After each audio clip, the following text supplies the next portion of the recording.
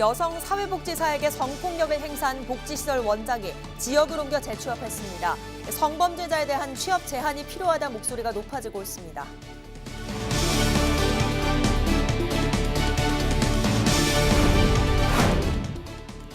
창원의 한 원룸 건물에서 처지를 한탄하던 20대가 자신의 집에서 친구와 술을 마시다 불을 질렀습니다. 애꿎은 주민들만 피해를 봤습니다.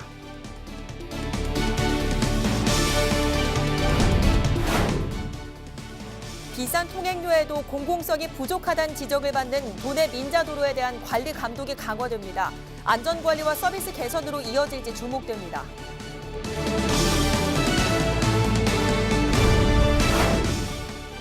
더운 날씨에도 밀양 얼음골에는 올해도 어김없이 고드름이 달렸습니다. 자연의 신비가 펼쳐지고 있는 현장을 다녀왔습니다.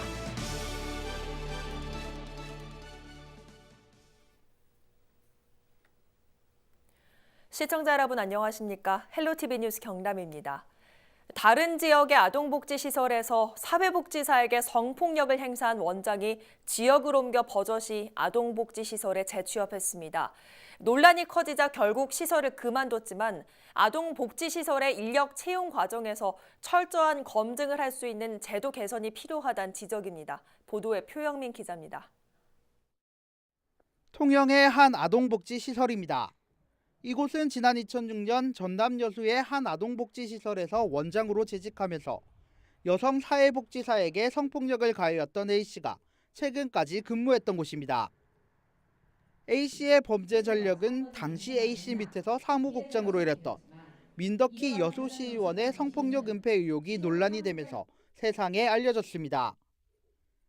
여성단체가 벌인 민의원 사퇴 운동이 전국에 알려지면서 가해자 A씨의 재취업 행방까지 드러나게 됐습니다. A씨가 버젓이 아동복지시설에 재취업할 수 있었던 것은 허술한 법 때문입니다. A씨는 형사법원에서 무죄를, 민사법원에서 과징금 6,500만 원을 받았는데 형법상 무죄 판결을 받았다면 민법상 죄가 인정되더라도 취업 제한 규정이 적용되지 않습니다. 형사재판 같은 경우에는 그 수사기관, 그러니까 국가가 그만큼 상당 부분 입증을 해서 범죄의 혐의를 입증을 해야만 이제 유죄 판결이 나옵니다. 민사 같은 경우에는 그 정도까지 입증은 필요 없거든요. 민사에서는. 그래서 손해배상이 인정되지만 형사에서는 무죄가 나오는 경우가 종종 있습니다. 게다가 민사상 판결이라는 이유로 A씨의 범죄 전력은 공유가 안 돼 재취업 기관에서 이 사실을 전혀 알 수 없었습니다. 민사 처벌을 받았던 사람이라도 아동시설이나 이런 시설에서 일을 하면 안 된다라는 목소리를 낼 수 있어야 될 것 같고 아마 전국적으로 우리 상담소들이 모여서 이런 쪽으로 법을 바꿔나가는 쪽으로 활동을 해야 되지 않을까. 성범죄 가해자의 아동복지시설 재취업을 두고 철저한 검증이 필요하다는 지적이 나오는 이유입니다. 실제로 단체에서 사람을 인선할 때 어떤 강화된 조건을 어떻게 할 수 있을지 이런 부분에 대해서는 저희가 조례로 제정할 수 있는 부분이 있는지 이런 거는 저희가 차후에 의논해서. 비난 여론이 거세지자 A씨는 사직서를 제출했지만 성폭력 가해자가 제한 없이 재취업하는 모습에 피해자들은 두 번 울고 있습니다. 헬로티비 뉴스 표영민입니다. 최근 진주 아파트 사건처럼 이웃 주민이 방화를 할지 모른다는 두려움이 커지고 있는 가운데 창원의 한 원룸 건물에서 처지를 한탄하던 20대가 자신의 집에 불을 질렀습니다. 당시 친구와 새벽까지 술을 마시다 홧김에 범행을 한 건데요. 애꿎은 주민들만 피해를 봤습니다. 보도에 송국회 기자입니다. 한 남성이 건물 밖으로 나오더니 비틀거리다 길바닥에 대자로 쓰러집니다. 새벽까지 함께 술을 마신 친구 24살 A씨의 집에서 불이 나자 도망쳐 나온 겁니다. 불이 났다는 소리에 가까스로 빠져나온 주민들은 놀란 가슴을 쓸어내려야 했습니다. 당시 긴박했던 상황은 바닥에 주저앉은 주민들의 모습이 담긴 CCTV 영상에 고스란히 나타났습니다. 여기서 올라오길래 현관문을 열었더니 그 친구가 모함을 지르더니 불을 질렀다고 막. 이곳 3층에서 불이 나면서 연기 탓에 내려올 수 없었던 주민들은 옥상으로 대피했습니다. 화재가 난 건 지난 5일 새벽 5시 20분쯤 창원 진해구의 한 원룸에 살던 A씨가 자신의 집에 불을 질렀습니다. 불은 20여 분 만에 꺼졌지만 A씨를 포함해 주민 7명이 연기를 마셔 병원으로 옮겨졌습니다. 아직 술 마시다가 이제 막 죽어버리겠다 하면서 이제 그 집을 라이터에 불을 붙여. A씨는 경찰 조사에서 평소 자신의 처지를 비관해오다 친구와 새벽까지 술을 마시고 우발적으로 범행을 저질렀다고 진술했습니다. A씨는 과거 이러한 심리적 불안 증세로 인해 고성에서 치료를 받았던 것으로 알려졌습니다. 경찰은 6일 A씨에 대한 사전 구속영장을 신청했습니다. 헬로티비 뉴스 송국혜입니다. 연일 낮 기온이 크게 오르면서 덥다고 느껴질 정도인데요. 밀양 얼음골에는 올해도 어김없이 고드름이 달렸습니다. 자연의 신비가 펼쳐지고 있는 현장에 구지은 기자가 다녀왔습니다. 천연기념물 제224호로 지정된 밀양 얼음골. 연일 낮 기온이 20도를 훌쩍 넘어서고 있지만 꽁꽁 얼어붙은 얼음이 바위 틈 속을 채웠습니다. 곳곳엔 한겨울에나 볼 수 있는 고드름도 주렁주렁 달렸습니다. 얼음골 결빙지의 온도는 0도. 일대는 마치 거대한 냉장고 문을 연 듯합니다. 자연의 신기한 현상에 관광객들은 놀라움을 감출 수가 없습니다. 오늘 날씨가 덥길래 저 밑에 주차장에다가 이제 그 두꺼운 이제 그 등산복은 벗어놓고 가벼운 차림으로 왔는데 오니까 이제 추워갖고 아주 신기하잖아요. 신기하니까 그래서 자꾸 와보게 되더라고요. 얼음이 고드름처럼 딱딱하게 얼어져 있었어요. 마음이 시원했어요. 여름인데 얼음이 얼어져 있어서 신기했어요. 얼음골에는 기온이 20도를 웃돌기 시작하는 4월부터 고드름이 생기기 시작합니다. 무더울수록 냉기가 많아져 절정에 이른다는 얼음골의 고드름. 반면 겨울에는 바위 틈에서 15도 안팎의 따뜻한 공기가 새어나와 자연의 신비를 고스란히 느낄 수 있는 명소 중 한 곳으로 꼽히고 있습니다. 이곳에는 봄부터 여름까지 얼음이 오는데 그 이유는 이곳 위치가 정복을 보고 있습니다. 겨울 내내 이 바위 틈 속에 냉각되어 있던 찬 공기가 품어져 나오면서 한여름에도 얼음이 얼고 시원합니다. 얼음골 주변은 호박소와 케이블카 등 다양한 관광 자원이 한데 어우러져 영남 알프스로 불립니다. 더위를 식히려 매년 밀양 얼음골을 찾는 관광객만 3만여 명. 본격적인 무더위가 다가오고 있지만 밀양 얼음골은 오히려 무더위가 반갑습니다. 헬로티비 뉴스 구지은입니다. 매달 초 달력을 넘기며 이번 달은 언제가 휴일인지 찾아보는 건 직장인의 소소한 즐거움인데요. 이번 달 달력을 보면 어린이날과 석가탄신일 등 이틀의 공휴일이 있는데 두 날 모두 일요일이어서 아쉬웠던 분들 많으셨을 겁니다. 그런데 어린이날은 대체 휴일이 생겨 다음 날이 빨간 날인 반면 석가탄신일은 대체 휴일이 없죠. 어떻게 된 일일까요? 신다혜 기자가 정리했습니다. 법적 공휴일은 관공서의 공휴일에 관한 규정에 따라 공적으로 쉬기로 정한 날을 말합니다. 우리나라의 법정 공휴일은 모든 일요일과 설 연휴, 추석 연휴를 포함해 국경일과 어린이날, 석가탄신일 등입니다. 올해의 법정 공휴일은 총 66일로 52번의 일요일과 관공서 공휴일 15일이 포함됐습니다. 그중 어린이날과 석가탄신일이 일요일과 겹쳤는데 어린이날만 대체 휴일이 생겼습니다. 이유는 무엇일까? 2014년 도입된 대체 공휴일제를 살펴보면 설과 추석 연휴, 어린이날이 다른 공휴일과 겹치는 경우 평일에 하루를 더 쉴 수 있습니다. 설과 추석 연휴는 일요일과 겹치면 공휴일 다음에 첫 번째 비공휴일이 대체 휴일이 되고 어린이날은 일요일뿐 아니라 토요일이 겹칠 경우에도 대체 휴일이 생깁니다. 이 외에 다른 공휴일에는 대체 휴일제가 적용되지 않습니다. 이유는 제도의 도입 배경이 명절과 가정을 중시하는 국민적인 정서를 고려하고 휴식을 통한 재충전의 기회를 제공하기 위함이기 때문입니다. 대체 공휴일제 도입 당시 정부 관계자는 명절 연휴가 포함된 건 전통 문화를 계승하고 고향을 방문하는 국민들의 편의를 도모하기 위함이고 어린이날을 넣은 건 자녀 양육과 직장 생활이 양립하는 가정 친화적 분위기 조성에 도움이 되려 한 것이라고 설명했습니다. 하지만 일각에서는 가정을 중시하는 국민적인 정서라는 표현이 모호하기 때문에 모든 공휴일에 대체 공휴일 제도를 도입해야 한다고 주장합니다. 정부도 오는 2022년까지 대체 휴일제를 확대하는 방안을 논의하고 있습니다.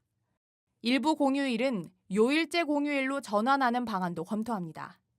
다만 부처 간 협의가 되지 않고 있고 대체 공휴일을 보장받지 못하는 직업 분야에서 상대적 박탈감도 호소하는 만큼 신중한 논의가 필요해 보입니다. 헬로티비 뉴스 심다혜입니다. 지난 5일은 어린이날이었죠. 앞으로 이 사회를 이끌어갈 아이들을 위해 우리가 할 일은 무엇인지 고민해보는 시간이 됐을 텐데요. 하지만 우리나라 출산율은 여전히 하락하고 있는 추세입니다. 지난해 처음으로 1명 밑으로 떨어졌습니다. 전연매 기자가 자세히 전해드립니다. 지난해 태어난 신생아는 32만 6,900명, 전년도인 2017년에 비해 3만 900명, 8.6%가 감소했습니다. 우리나라 여성 1명이 평생 낳을 것으로 예상되는 평균 출생아 수는 지난해 기준 0.98명입니다. 처음으로 1명 밑으로 떨어졌는데 OECD 국가 중 최저 수치입니다. 2017년에는 1.05명이었는데 0.07명 감소했습니다. 지역별 합계 출산율을 보면 서울이 0.76명으로 가장 낮습니다. 경기는 1명, 인천은 1.01명인데 전국 평균인 0.98명보다는 약간 높지만 순위로 보면 중하위입니다. 연령대별 출산율도 살펴보겠습니다. 30대 초반이 91명으로 가장 높았고 30대 후반이 46명, 20대 후반이 41명 순인데요. 20대 후반 출산율이 처음으로 30대 후반 출산율보다 낮아졌습니다. 20대 후반의 출산율은 2017년과 비교해 6.9명이 줄었는데요. 14%가 감소한 셈입니다. 이렇게 출산 연령은 갈수록 높아지고 있습니다. 지난해 평균 출산 연령은 32.8세로 2017년보다 0.2세 높아졌습니다. 만 35세 이상인 산모도 31.8%로 전년보다 2.7% 늘었습니다. 이 상황이 지속되면 총 인구가 감소하는 시점이 당초 예상했던 2028년보다도 앞당겨질 것으로 예상되는데요. 우리나라 인구를 현 상태로 유지하려면 합계 출산율이 2.1명은 돼야 한다고 합니다. 지난 2006년부터 13년 동안 정부가 출산 장려 정책에 투입한 예산은 153조 원에 달한 것으로 알려졌는데요. 하지만 출산율은 계속해서 하락하고 있는 상황. 현 정책을 다시 한번 고민해 볼 필요가 있어 보입니다. 헬로티비 뉴스 전영입니다.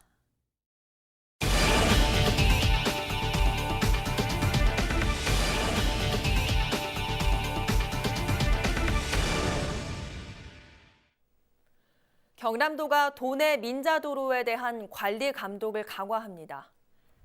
경남도는 마창대교와 거가대로, 창원 부산 간 민자도로 등 3개소의 관리 운영에 대한 평가를 시행한다고 밝혔습니다. 그동안 민자도로는 비싼 통행료에도 불구하고 관리 운영이 제대로 이루어지지 않아 안전관리와 서비스 등에 문제가 있다는 지적을 받아왔습니다. 경남도는 오는 16일부터 사전 수검 자료를 검토하고 현장 방문 등을 실시해 6월 중순까지는 운영평가를 완료할 계획입니다. 삼성중공업 거제조선소에서 발생한 이딴 안전사고로 협력업체 근로자 1명이 숨지고 1명이 크게 다쳤습니다. 지난 4일 오전 11시쯤 1.5톤 무게의 H빔이 아래로 떨어져 작업 중이던 협력업체 직원 58살 김모 씨가 빔에 깔려 그 자리에서 숨졌습니다. 앞선 3일에도 43살 협력업체 직원 최모 씨가 크레인 작업 중 줄에 맞아 병원으로 옮겨졌지만 의식 불명 상태입니다. 연이틀 사고가 발생하자 통영고용노동지청은 삼성중공업에 작업 중지 명령을 내렸습니다. 자신이 운영하는 사우나에서 목욕을 하던 2명의 감전사를 초래한 혐의로 기소된 업주가 법원에서 벌금형 약식 명령을 받았습니다. 창원지법 마산지원은 지난 4일 업무상 과실치사 혐의로 기소된 업주 A씨에게 벌금 700만 원의 약식 명령을 내렸습니다. 또 함께 기소된 목욕탕 직원과 전기안전관리자 등 2명에게는 각각 벌금 400만 원과 500만 원을 약식 명령했습니다. 지난 3월 검찰은 사우나 전기시설 관리 부실로 사망사고가 발생했다고 결론을 냈지만 A씨가 피해자 유족들과 합의한 점을 고려해 정식 재판 대신 약식 기소했습니다. 학교 측이 출석을 조작해 학생 성적을 부당하게 매기고 술자리에서 여학생들을 성희롱한 대학 교수를 해임한 것은 정당하다는 판결이 나왔습니다. 부산고법 창원재판부 행정일부는 전 창원대 교수 박모 씨가 해임 처분을 취소해달라며 이 대학 총장을 상대로 낸 항소를 기각했습니다. 재판부는 박 씨를 해임한 대학 측 결정이 적법했다는 원심의 판단에 문제가 없다고 판시했습니다. 창원대는 2015년 3월 징계위원회를 열어 국가공무원법상 성실 품위 유지 의무 등을 위반했다며 당시 교수 신분이던 박 씨를 해임했습니다. 통영해양경찰서 남해파출소는 6일 오전 7시 20분쯤 남해군 미조면 조도에서 주민 90살 우모 할아버지가 위독하다는 신고를 받고 출동해 긴급 이송했습니다. 우 할아버지는 연안 구조정으로 신속하게 미조항으로 후송된 뒤 119 구급대에 인계돼 인근 병원에서 치료를 받고 있습니다. 경남음악창작소에서 연 지역 뮤지션이 참여하는 콘서트인 토요 콘서트가 성황리에 마무리됐습니다. 지난 20일부터 매주 토요일마다 열린 이번 콘서트는 김해 가야 테마파크 폭포수 공연장과 성산아트홀 어울마당 등 김해와 창원, 진주 세 지역에서 개최됐습니다. 콘서트에는 지역 뮤지션 14개 팀이 참여해 어쿠스틱과 퓨전, 국악, 랩 등 다양한 장르의 공연을 선보였습니다. 한편 경남음악창작소 측은 이번 공연을 영상 콘텐츠로 제작해 지역 뮤지션들의 포트폴리오로 활용할 수 있도록 지원하겠다고 밝혔습니다. 2019 ISSF 창원 월드컵 국제사격대회가 7일부터 창원 국제사격장에서 개막합니다. 2020년 도쿄올림픽 출전권이 부여되는 이번 대회에는 60개국 500여 명의 선수와 임원이 참가해 산탄총 올림픽 5개 종목의 경기를 치릅니다. 개회식은 8일 오후 6시 창원 국제사격장 결선사격장에서 선수단 등 200여 명이 참석한 가운데 개최되며 이에 앞서 창원 한국사격역사관 개관식이 펼쳐집니다. 창원시와 대한사격연맹은 대회 성공 개최와 참가자 편의를 위해 창원 지역 4개 호텔에 600여 객실을 확보한 데 이어 셔틀버스도 운행할 계획입니다.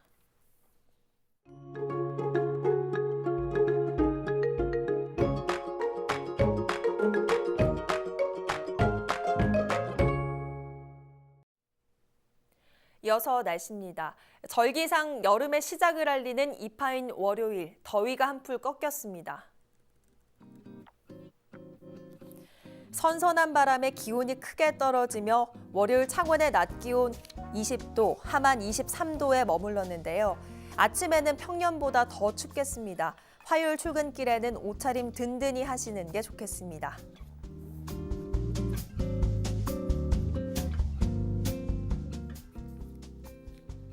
바람도 강하게 불면서 건조함이 심해지고 있습니다. 산청과 거창 등 일부 서부 지역에는 건조주의보가 내려졌는데요.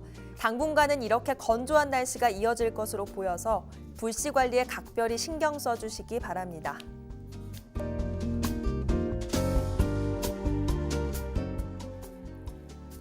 이번 한 주 비 소식 없는 가운데 낮 기온은 평년과 비슷해 온화하겠습니다.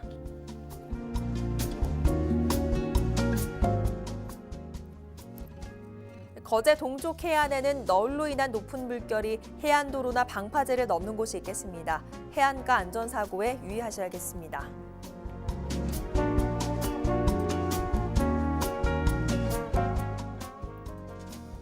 비 소식이 없는 만큼 빨래나 세차 효과는 오래 가겠습니다. 다만 낮 동안에는 자외선 지수가 높아지는 만큼 자외선 차단제를 꼼꼼히 발라주시기 바랍니다.